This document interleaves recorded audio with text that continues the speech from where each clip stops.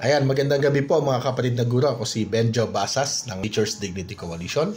At bumabati sa inyo ng magandang gabi. Ngayon ay Huwebes, June 5. Ayan, paalala lang po June 13, magkita-kita po tayo sa Caloocan High School sa Rosca Hall. Yung mga leader po natin sa Caloocan, sa NCR, at mga ilan from Central Luzon and Calabarzon po sa isang forum.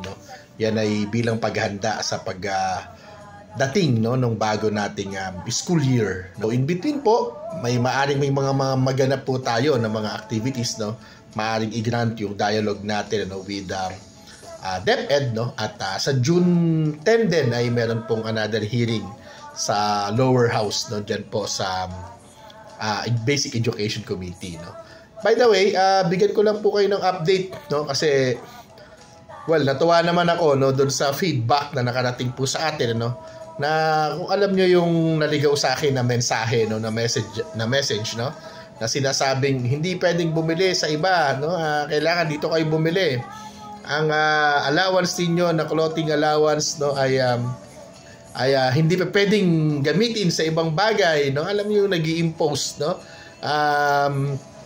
at minamadali at pinipilit na yung mga teacher, magpalit ng uniforme, Tandaan po natin, inuulit ko po, transitional yung SY 2025-2026, Ang full implementation niyan ay sa 2026-2027, Issue rin natin diyan, hindi natin niya maintindihan kung bakit laging pinapalitan ng uniforme ng Department of Education. Sagutin lamang natin yung nagsasabing luma na daw kasi yung iba, sira na, wala namang problema po doon. Hindi po yun ang problema. Talagang pag naluma ang uniforme, kailangan po natin itong palitan.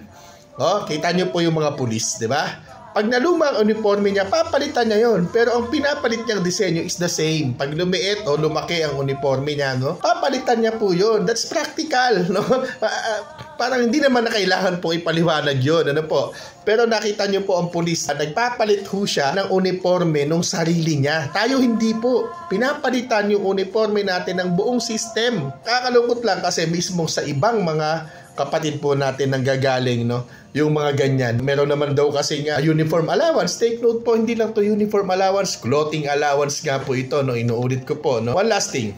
Yung naligaw po na message po sa akin, meron po nag-confirm.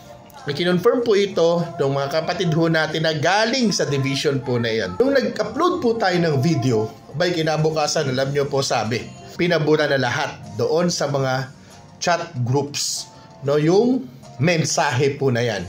Pero wala na screenshot na po natin at na-prove na po natin na totoong ito ay nangyayari sa field at kailangan po itong malaman ng central office. Yun lamang po muna. Magandang gabi. Mabuhay po tayong lahat.